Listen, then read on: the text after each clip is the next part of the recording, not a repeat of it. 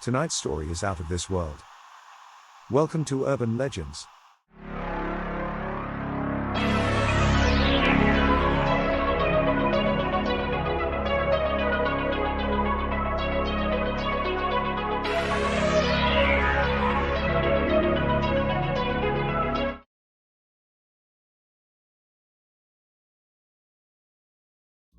December 26, 1980, began like any other day on an RAF base in Suffolk, England.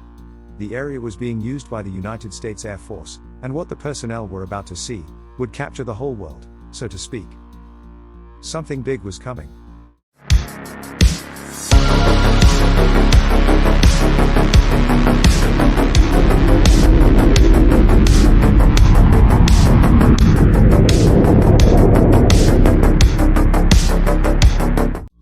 At around 3 a.m., a security patrol outside the east gate saw bright lights descending into Rendlesham Forest, not far from their position. They initially thought it was a downed aircraft and they could hear animals on a nearby farm going crazy. The men headed into the woods to investigate, and came upon a large tripod-mounted craft. Each time they came within 50 yards of the ship, it levitated and backed away. The men followed it for almost an hour through the forest and across a field, where, according to one of the witnesses, it took off at phenomenal speed.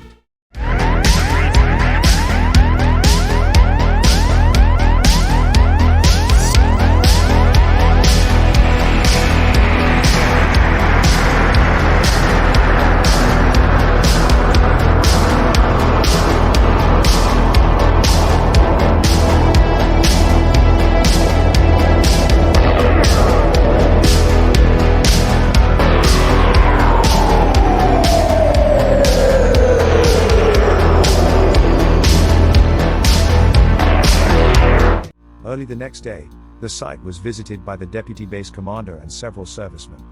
They took radiation readings and found a triangle of depressions on the ground, which was scorched in places. Although the readings fluctuated, they were slightly above average both at the landing site and in an area over half a mile away. It was during this investigation that another light was seen to the east. According to the official memo, 3 star-like lights were observed for some time, about 10 degrees over the horizon. The brightest of the 3 was visible for hours before it disappeared. After this, people demanded an explanation, and confusion began. A memo was written by Lieutenant Colonel Charles Holt to the Ministry of Defense, under the title Unexplained Lights. In the memo, he detailed the bizarre happenings in Rendlesham Forest. He has since gone on record to say that he believed that he witnessed an extraterrestrial event. Another participant said, quote, "We could see a beacon going around, so we went towards it. We followed it for 2 miles before we could see it was coming from a lighthouse." The Eyewitness lighthouse is along the same line of sight as the landing area, although it is around 5 miles away.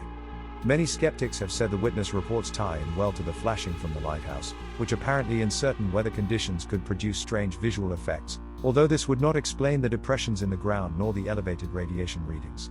Other explanations include a downed Soviet spy satellite, of which no evidence has ever been recovered, and also a bright fireball over southern England, which are often mistaken for UFOs. Whether real, a hoax, or a misunderstanding, the Rendlesham Forest UFO incident is said to be the most interesting case so far in the UK, and is often referred to as Britain's Roswell.